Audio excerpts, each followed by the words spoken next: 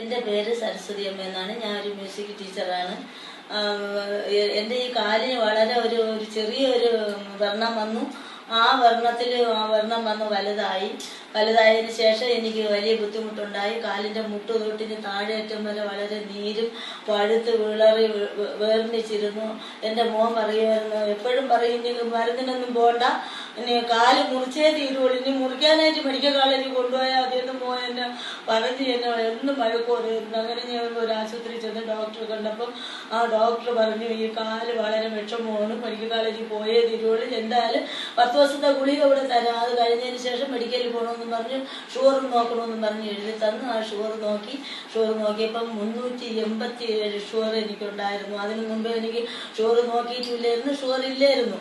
അപ്പോൾ ഈ ആദ്യം നോക്കിയപ്പോൾ ഇത്രയും ഷുഗറുണ്ട്. അങ്ങനെ ഞാൻ മാനസികപ്പെട്ട് വേറെ 2 ഡോക്ടർമാർ, അങ്ങനെ 3 ഡോക്ടർമാരെ കണ്ടു. 3 ഡോക്ടർമാരും പറഞ്ഞ് മെഡിക്കൽ കോളേജിൽ പോയി കാണിച്ചേ പറ്റുള്ളൂ എന്ന് പറഞ്ഞ് 3 തുണ്ടും തന്ന് ഞാൻ ഇവിടെ കൊണ്ടുവന്ന് വളരെ മനസ്താവിച്ച് കിടക്കവെയാണ്. എൻ്റെ തൊട്ടടുത്തുള്ള അനീഷ എന്ന് പേരുള്ള ഒരു കുട്ടി ഞാൻ വിളിച്ചപ്പോഴത്തേക്ക് ആ കുട്ടി എന്നെ വിളിച്ചപ്പോൾ ഞാൻ പറഞ്ഞു, എനിക്ക് എഴുതിക്കാനൊന്നും വയ്യ, കാലിൻ്റെ മുട്ട് തൊട്ട് ഇനി ഈ താഴെ വരെ എനിക്ക് എഴുതിക്കാൻ വയ്യാതെ നീരും വന്ന് വർണ്ണിച്ച് കിടക്കുകയാണ് മോളെ എന്ന് പറഞ്ഞു.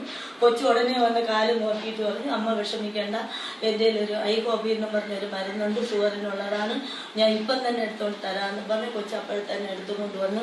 എനിക്കെപ്പോഴും എഴുതിച്ച് ഇട്ട് കുടിക്കാനൊന്നും വയ്യാത്തത് കൊണ്ട് ആ മോള് തന്നെ പെട്ടെന്ന് തന്നെ ആ മരുന്ന് തിളച്ച വെള്ളത്തിൽ ചേർത്ത് എനിക്ക് തന്നു. അത് ഞാൻ കുടിച്ചതിന് ശേഷം എനിക്ക് അപ്പോഴും കശർപ്പൊക്കെ തോന്നിയെങ്കിലും ഞാൻ ചേർത്തോണ്ട് മോള് പറഞ്ഞതിന് പ്രകാരം 3 ദിവസം ചേർത്തോണ്ട് കഴിച്ചപ്പോൾ എനിക്ക് ഓർക്കാനും വെപ്രാളവും ഒക്കെ വന്നായിരുന്നു.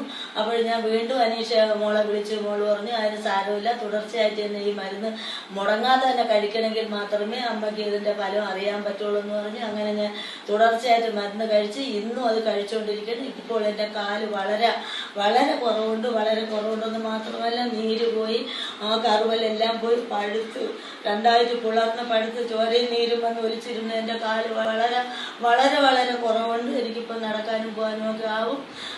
വേറെ കുഴപ്പമൊന്നുമില്ല. ഈ മരുന്ന് ഒരുപാട് പേർക്ക്, ഇങ്ങനെയുള്ള അസുഖക്കാർക്കൊക്കെ ഒരുപാട് പേർക്ക് ഇഷ്യൂ ചെയ്തു, അവർ നേരിൽ ചെന്ന് കണ്ട് സംസാരിച്ച് ഞങ്ങൾക്ക് വിതരണം ചെയ്യണമെന്ന് ആഗ്രഹിച്ചിരിക്കുകയാണ്. ഏറ്റവും ഫലപ്രദമായ ഈ മരുന്ന് കണ്ടുപിടിച്ച ഡോക്ടർമാർക്ക് തന്നെ വളരെ നന്ദിയാണ് പറയാൻ.